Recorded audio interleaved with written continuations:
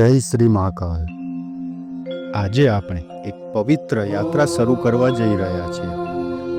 આમ તો આપણા ગુજરાતની ધરતી પર અનેક દેવી દેવતાઓના પ્રાચીન મંદિરો આવેલા છે, જેનો પોતાનો એક ભવ્ય ઇતિહાસ છે। આજે આપણે આવા જ એક દિવ્ય અને ઐતિહાસિક મહાકાળેશ્વર મહાદેવ મંદિરના ઇતિહાસ વિશે વાત કરીશું, જે ગુજરાતના આણંદ જિલ્લાના બોરસદ તાલુકા મુકામે સ્થિત છે।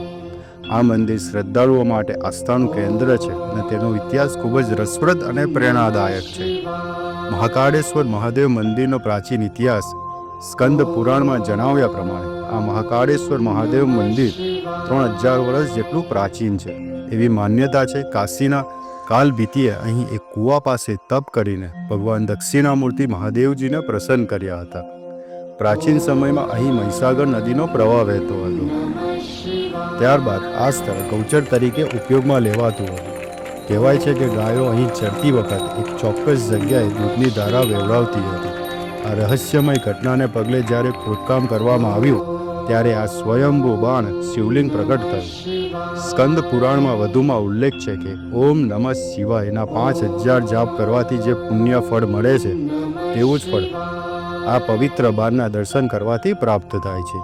ભગવાન મહાકાળેશ્વર મહાદેવને હજારો વંદન। દેવાધિદેવ મહાદેવ ઉપાસનાનો શ્રેષ્ઠ શ્રાવણ માસ આવી રહ્યો છે। શિવાલયોમાં આરતી સમયે ઘંટનાદથી વાતાવરણ ગુંજી ઉઠશે અને ભક્તિભાવપૂર્વક આરતી ઉતારવામાં આવશે। પરંતુ બોરસદના મહાકાળેશ્વર મંદિરમાં એક અનોખી ભસ્મ આરતી પણ ઉતારવામાં આવે છે। આ પ્રકારની ભસ્મ આરતી ભારતમાં માત્ર ઉજ્જૈનના મહાકાળેશ્વર શિવાલય અને બોરસદના મહાકાળેશ્વર શિવાલયમાં જ ઉતારવામાં આવે છે। બોરસદના મહાકાળેશ્વર મંદિરમાં ભસ્મ આરતી શ્રાવણ માસના દર સોમવારે સવારે 5 વાગ્યે થાય છે। આગામી શ્રાવણ માસમાં અમે સૌ ભક્તજનોને આ દિવ્ય મહાકાળેશ્વર મંદિરની મુલાકાત લેવા અને આ ભસ્મ આરતીના દર્શનનો લાભ લેવા ભાવભર્યું આમંત્રણ પાઠવીએ છીએ।